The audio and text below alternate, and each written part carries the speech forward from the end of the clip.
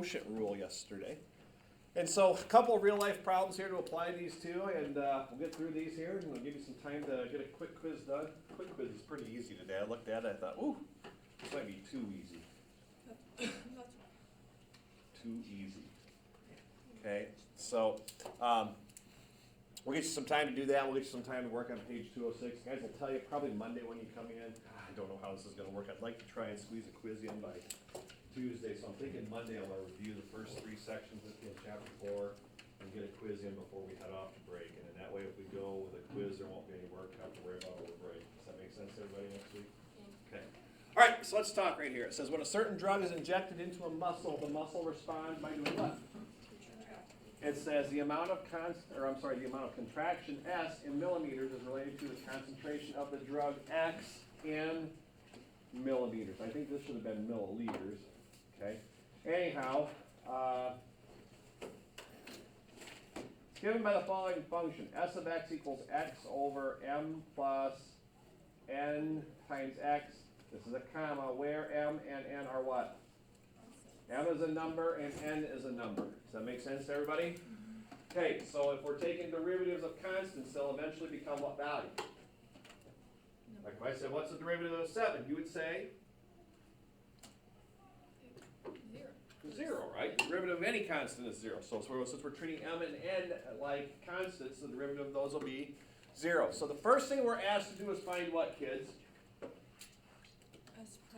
S prime of x. Well, guys, do you think we're using quotient rule or do you think we're using product rule here? Quotient rule. Take a look at your function right up here. It's in quotient form. Okay, so here we go on this. I'm going to let u equal x in part A. So the u prime is pretty easy, isn't it, kids? What's the derivative of 1x? Just 1, isn't it? Okay. All right, my friends. Then what are you going to let v equal? V is going to equal m plus x, or m plus nx. M plus nx? Okay, I'll be impressed here. Understand that m and n are what? So it's just 1 again, right? Close. This might be like 7 NX. plus 4x, right? So nn. So what's the derivative of nx then going to be? It would just be what? N. N. Right? Because isn't this m plus nx like something like maybe, I don't know, 7 plus 5x here? Oh. What would the derivative of that be? 5. So the derivative of m is going to go away. It's constant, right, guys? Okay. And then the derivative of n times x, n is some number, so the derivative of that, it's linear, so it'll just be n. Guys, do we have the pieces to the puzzle to find s prime of x? Mm-hmm. Okay, you guys remember the rule? I'll write it up here. You remember the rule for u over v prime yesterday? Yeah. Okay. Be u prime v minus u v prime over v squared. All right, let's run with it, kids. S prime of x, here we go. What's u prime times v going to get you? M plus nx. Yep, it would be 1 times this, right? So it's going to equal m plus nx to start. That would be the 1 times that. Minus what, kids? Xn. Minus x times n, uv prime. Ooh, that's interesting. All over what? M squared. Or m plus nx squared. Okay, m plus nx, all what power, friends? Agree with that? Now, a couple things about this in part B, or part A, I'm sorry. What would this nx and this xn do to each other? Cancel each other. So more simplistically here,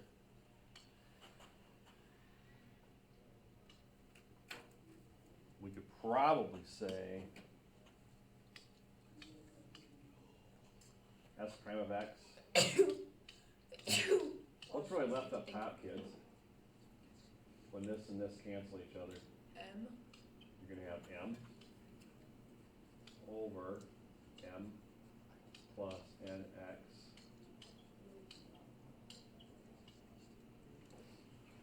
squared, okay? There's your derivative. Are you okay on the derivative part first? Yes.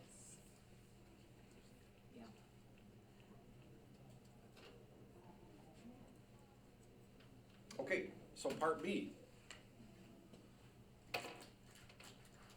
Part B comes in here and says, all right, find the rate of concentration of the drug. This is in milliliters, isn't it, kids? They wrote that wrong up in there. This should be written as, go back up in here. See where it says, is the related concentration. I gotta read this one more time.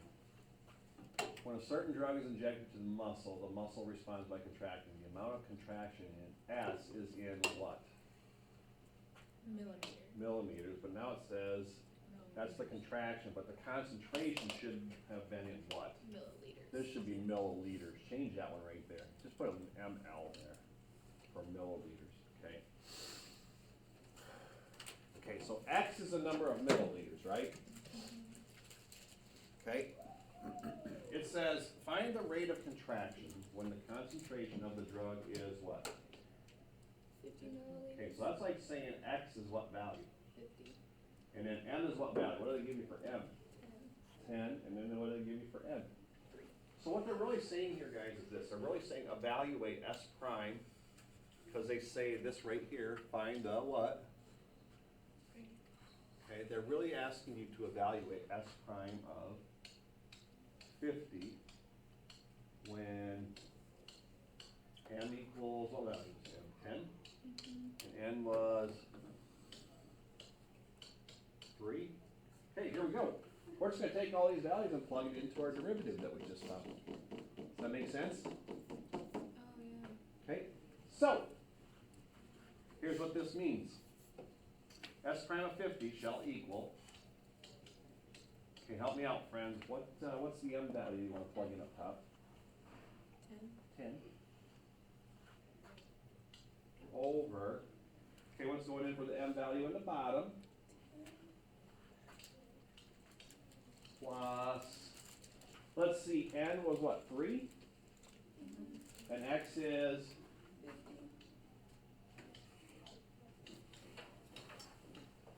50. Okay, do I have the correct values in there, kids? Okay, the top is 10. Kids, wouldn't 3 times 50 get you 150? And then 150 plus 10 more would be 160, right? Somebody square 160, but I think it's 25,600. Yep. So this becomes 10 over 25,600. Okay, let's divide that out, and I don't know. What do you get there? Ellie, are you punching that right now? Would be 0.00039. Okay, so this means your muscle is contracting at a rate of 0.00039 millimeters for every milliliter of concentration of that drug that they put in there. Okay? Now guys, you know how small a millimeter is, right? This would be a 10, 100,000, 10,000. Your muscle contracts 39 thousandths of a millimeter. You know how small a millimeter is, right?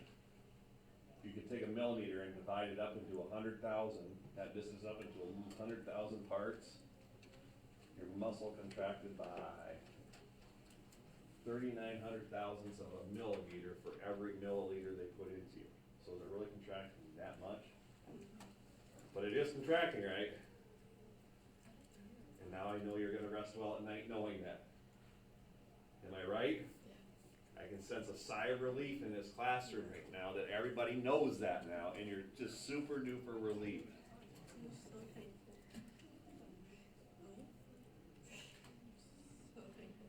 Okay. My main concern, kids, is do you understand how we got the derivative? You got to understand that M and N were really what there? Numbers, right? Okay. All right, good. I think you guys are good with the rules. Let's see if we can't figure our way through this last real life example.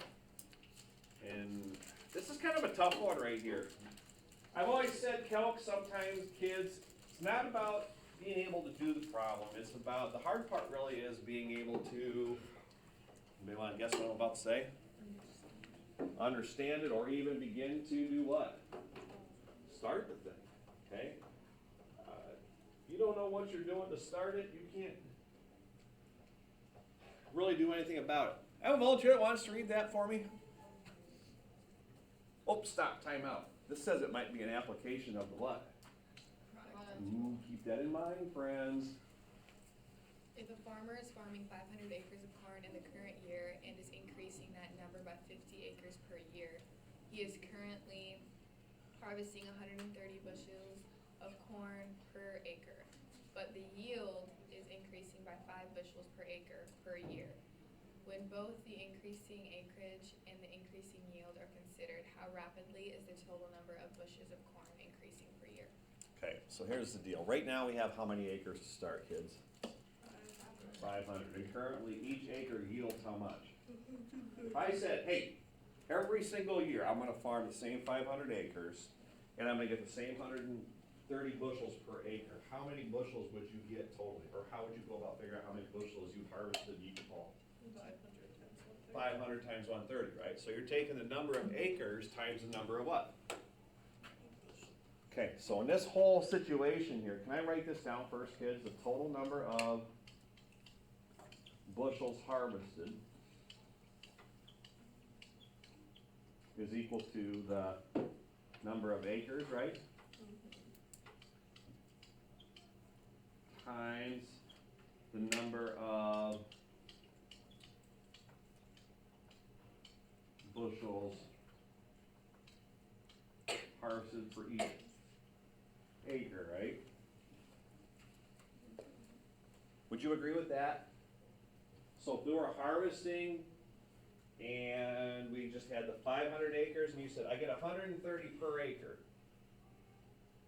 you would take 500 times 130, right? But let me ask a question here. Are we keeping the same 500 acres or are we doing something to that year after year? What's it say in there? We're adding 50 acres per year, okay? And yielding 5 more bushels per acre. So like if I added 1 year, what would my acres be up to? 550, and what would my number of bushels be up to? 135. What if I added 2 years, what would the acres be up to? 600. And what would the number of bushels be up to? So this is changing year after year after year, right? Okay, here's how we set our function up. I'm gonna say the number of, how do I wanna write this?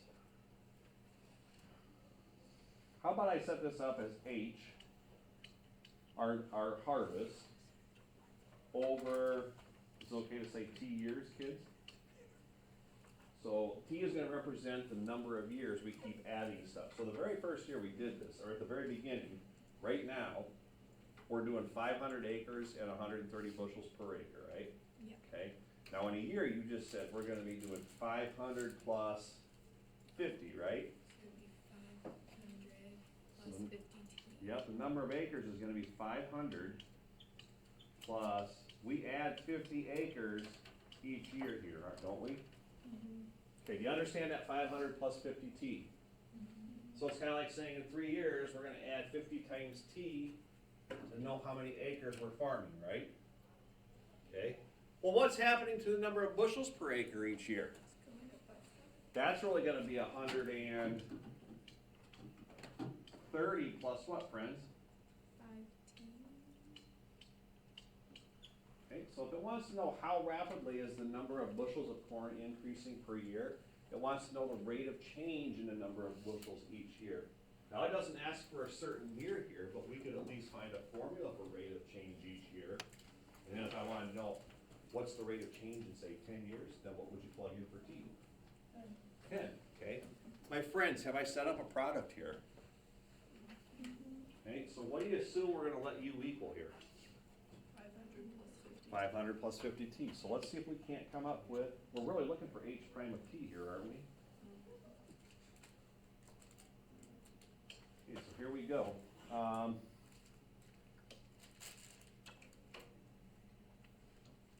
Record on this. prime of t. Well, before I can do h prime of t, let's set up our u and our v values first. You guys, is it okay to say u is 500 plus 50t? Is it okay to say v is 130 plus 5t? Okay, these are nice ones to work with. What's u prime, my friends?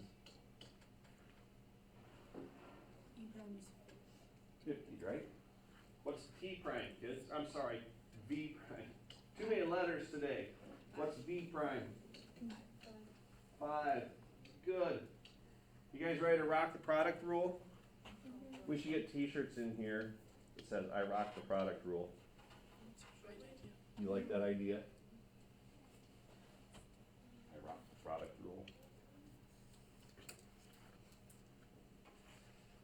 Okay, here we go, kids. H prime of t, help me out here. Oop. Okay, so we've got u prime times v. So u prime is 50, I heard, times v. 130 plus 5t.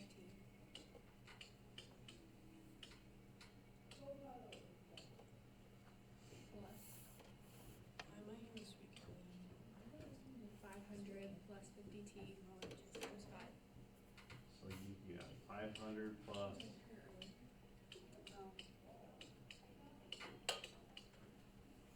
Times what? 5 you said? Yeah. Okay, now I'm gonna simplify this a little further, okay? I'm gonna distribute both quantities and combine like terms on this. I wanna kinda talk about what's really going on here, okay? I need help with 50 times 130. 6,500. Plus, would that be 250t? Yeah. Yep.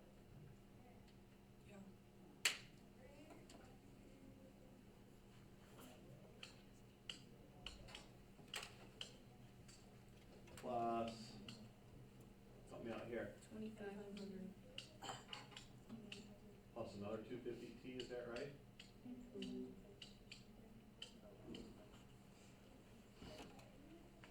Okay, so simplistically, this would be, what would that be, 500t, guys? Yeah, 500t plus 9,000. Okay. So let me just ask a question, kids. If I wanted to know, say, 10 years down the road, what's my rate of change? How quickly is our harvest changing? What would you plug in there?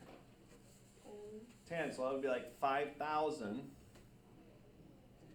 That'd be like 5,000 plus 9,000, which would be what? 14,000? Yep, so it's kind of like saying, hey, in 10 years, we're adding 14,000 bushels for that particular year right there to our harvest. Is that a good situation or a bad situation for them? Now guys, when we get more and more into derivatives right here, we're gonna start looking at cost and revenue things. And we talk a lot about stuff like this right here where it says, should we make this move or not? And we talk about the rate of change. Is the rate of change positive? If the rate of change is positive for profits and stuff like that, should you do it? Yeah. If the rate of change